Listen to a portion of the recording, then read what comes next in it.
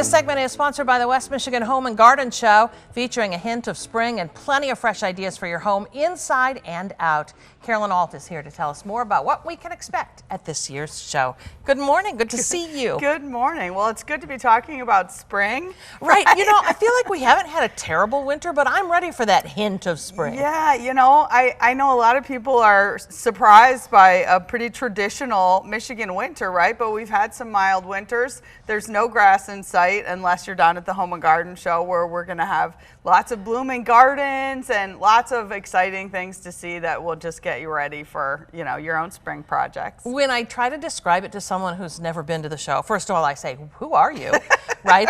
But, you know, just the minute you walk in the door, you're just enveloped with the fragrances and the feel of spring.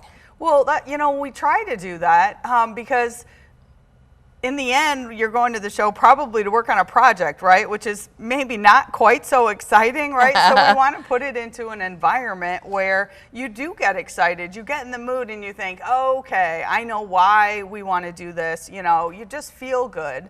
And it's all the senses, right? One of my favorite things is when people walk in and they say, I didn't know there was trees growing in DeVos Place. And you say, no, we brought those in. We brought those in. They're not always there, so it's quite a transformation. It is a monumental feat to set up the show, but let's talk about the specifics. How many exhibitors, vendors do you have inside there this year? We have over 300. I think, you know, we're at 315 or something. Local businesses almost exclusively that are right here in our neighborhood. Everything from flooring and plumbing to kitchen remodeling, landscaping, fencing, you know, all the details that you need from little projects to big projects. Yeah. Okay. 12 feature gardens, a real highlight of the show. These landscape companies come in and just make magic happen. They do. They show off a little bit. They like to. You know, it's the perfect time of year. Actually, they use the show to show off, actually get their crews back in shape, give them something to do other than plow in the middle of, in early March. But they are the signature of the Home and Garden Show. I say to them, you put the garden in Home and Garden Show. Yes. And we're so grateful for all of their participation, but it's an escape. I mean, you walk into those gardens and the water features create sound that helps you escape. There's places to sit and contemplate what you're going to do to your garden or your landscaping this year, and really just get excited about, you know, what you can do.